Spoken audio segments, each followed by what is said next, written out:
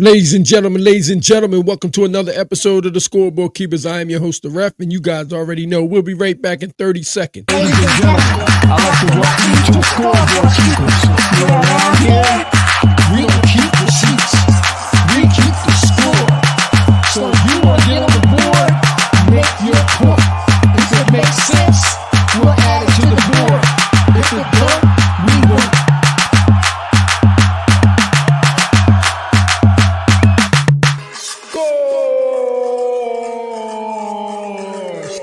Scoreboard Keepers. Say it ain't so, MB. Say it ain't so. Ladies and gentlemen, welcome back to another episode of the Scoreboard Keepers. I am your host, the Ref, where I keep you up to score and everything sports, hip-hop, and hot topics. Say it ain't so. Say it ain't so. We got reports coming out of breaking news coming out of New York. Malcolm Brogdon is hanging it up. Yo, can y'all believe it? Malcolm Brogdon is retiring from the NBA weeks after signing with the Knicks, man. What the hell's going on? Man, October 15th, 2025, age 32. Teams played for Milwaukee Bucks, Indiana Pacers, Boston Celtics, Portland Trail Blazers, Washington Wizards, and most recently signed with the New York Knicks just a month ago.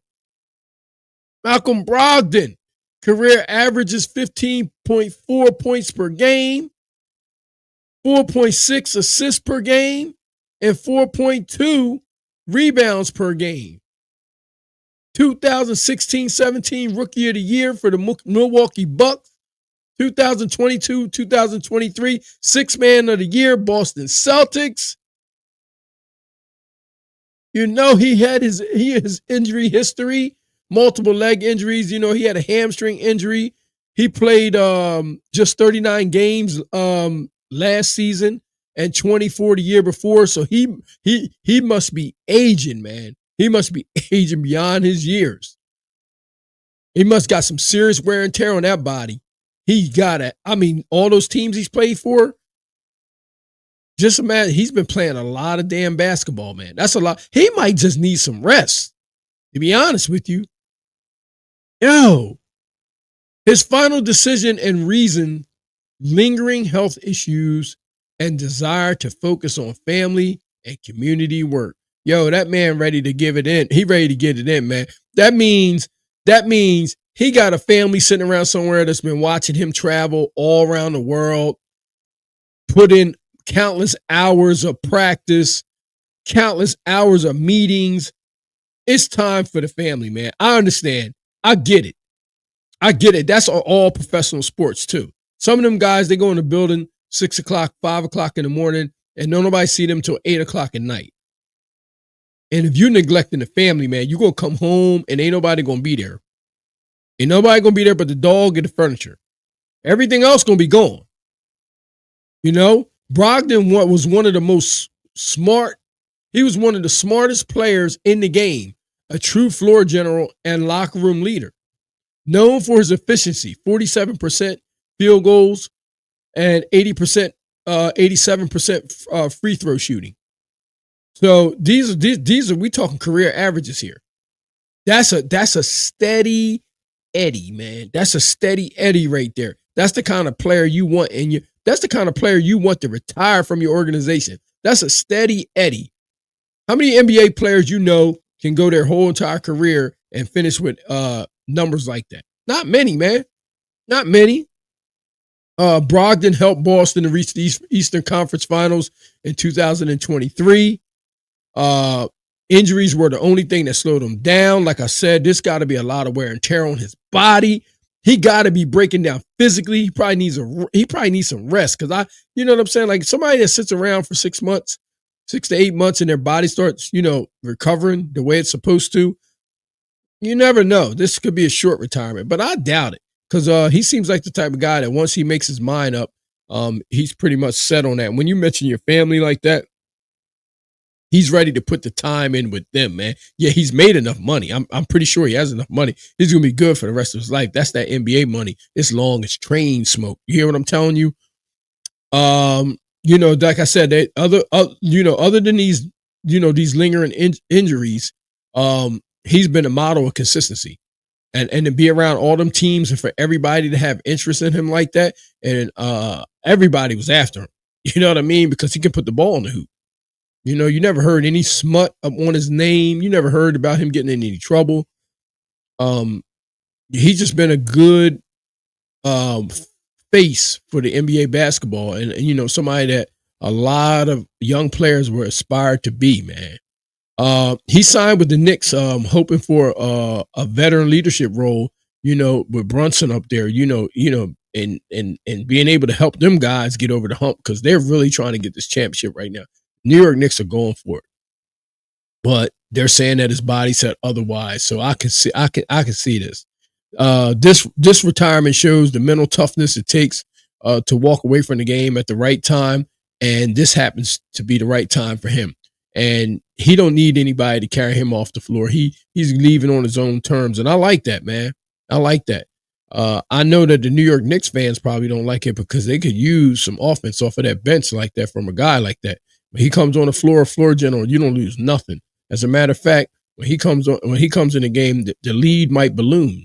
You know what I'm saying? With somebody like that. Players like Malcolm Brogdon redefine quiet greatness. No drama, just straight basketball. I don't know if I even ever seen him get into a scuffle. I don't recall ever seeing this man get into a scuffle, man. Fans call him the president. His college nickname, a player who led with his mind. That's what the people called him in college, the president. Because he was smart on the floor. He was a thinker on the floor. Boston fans thanking him for his 6-man season and locker room impact because he was 6th man of the year. Knicks fans are surprised.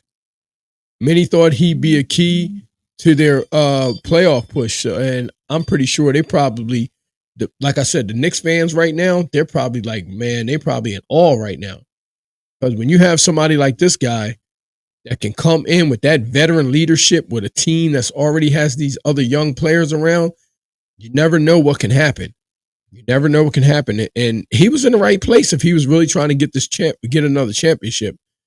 New York is really pushing for it, man, and the East seems to be wide open. And there was rumors about Giannis. I don't know how true that is, but somebody was saying something about Giannis, man. And Giannis is trying to get out of Milwaukee from what they're saying, but I'm not sure. I'm not sure, man. That if he was to go there, then you can just, man, you might as well take the trophy right now and just take it to New York, take it to Madison Square Garden and just drop it off. You know what I mean? Brogdon's retirement exposes how underrated mental leadership is in the NBA. He's never had flashy numbers, never. He would just drop 27 on you quietly.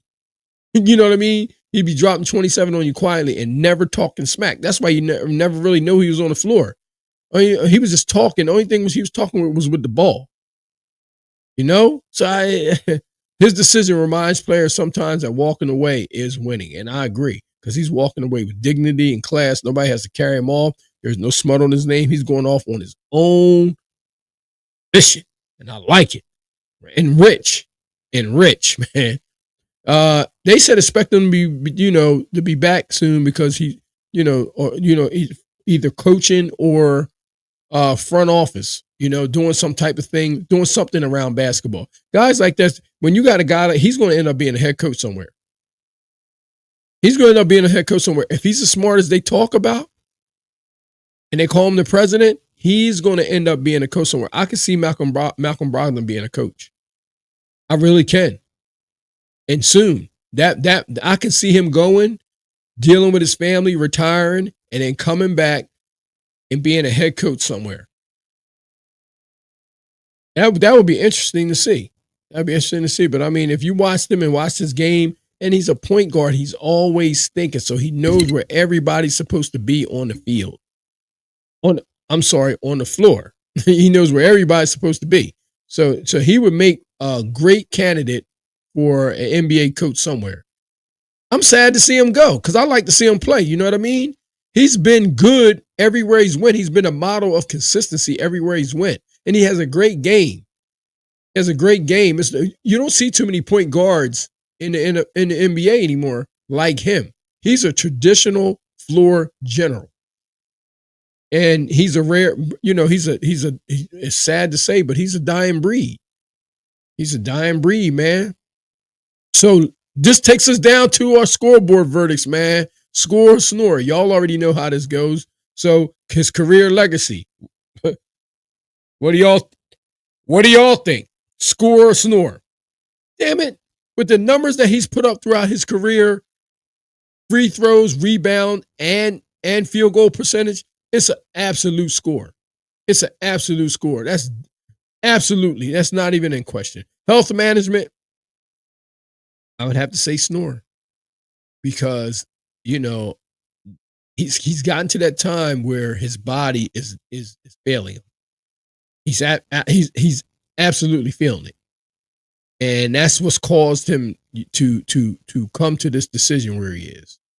And I support it 110%. Leadership and IQ. Score or snore? Without question. Anytime your teammates are calling you the president, you have to be smart. You have to have some type of mental capacity. You have to have a very high IQ. You have to be a floor general and to be respected as many places as he's been. No trouble at all. I'm telling you, I don't think I've ever seen this guy get into a scuffle. Score. I'm saying score. Knicks impact before retirement. I'm going to say score because him on the Knicks coming in after Brunson and keeping that consistency going and being able to make sure the game doesn't get out of hand. And you have the confidence of a savvy vet like that with a mid-range jumper and can drive to the hole and keep everybody else involved. That's an absolute score, without a doubt. It ain't even in question, man. Future potential off the court. As I said, that's a score for sure. Because I think he's coming back as a head coach soon. After he spends some time with his family and he can come back as a coach and still be able to spend a little more time at home, without it taking a toll on his body. I can see him coming back and being involved in the organization somewhere. He may not even choose coaching. Let's be honest. He may not even choose coaching. He may choose to be in the front office somewhere where he has regular hours, somewhere like more like a GM where he can be home more than he is at the office because a coach is spending just as much time at the office as the players are. So I can see him coming back and just being involved somewhere where you wouldn't even see him. He'd be around. You probably see him at the game, but he would be more of a front office guy if you ask me. So listen, man, that's the Malcolm Brogdon retirement report. True professional who left his mark with class and purpose. I got to give him salute to you, man. Salute to you, Malcolm Brogdon. Some of the biggest score is known when he was in, I would say he played for the Pacers too, I believe. But he hit some very big shots. He hit some very big shots throughout his career. I'm talking about some huge ones. He has a career, man, but he's just been such a quiet guy. You don't see the market in him. You don't see his sneakers out or anything like that. He's just been like a quiet, steady Eddie, man. Ladies and gentlemen, drop your comments down below. Leave your thoughts down below. Tell me what you guys think about him retiring, the New York Knicks situation, and do you think he'll be coming back as a coach somewhere at some point? Because I hate to see him go, to be honest with you, because I love seeing him play. I like his style of play. Just a solid basketball player. And you love to see that. You very rarely see it anymore. So, like I said, that's the last of a dying breed. So, salute to you, Malcolm Brogdon, man. I know you're going to be back in some capacity, man. Enjoy your time with your family Enjoy your money. Okay. You've had a great career. It's been fun watching you, bro. So I'm going to say salute to you, man. And we hope to see you again soon over here at the Scoreboard Keepers in some capacity, somewhere, man. Building up an organization somewhere. Till then, ladies and gentlemen, that's going to conclude this episode of the Scoreboard Keepers. If you haven't already, make sure you like, share, and subscribe to the channel. Thumb up the video, turn on the notification bell, and stay involved, man. I'm going to get in the comments as well. All right. So whatever you guys leave down there, I'm going to get in there and I'm going to interact. All right. So until the next episode, God bless and score. Peace. Peace, Malcolm Brogdon, man. It was fun, man.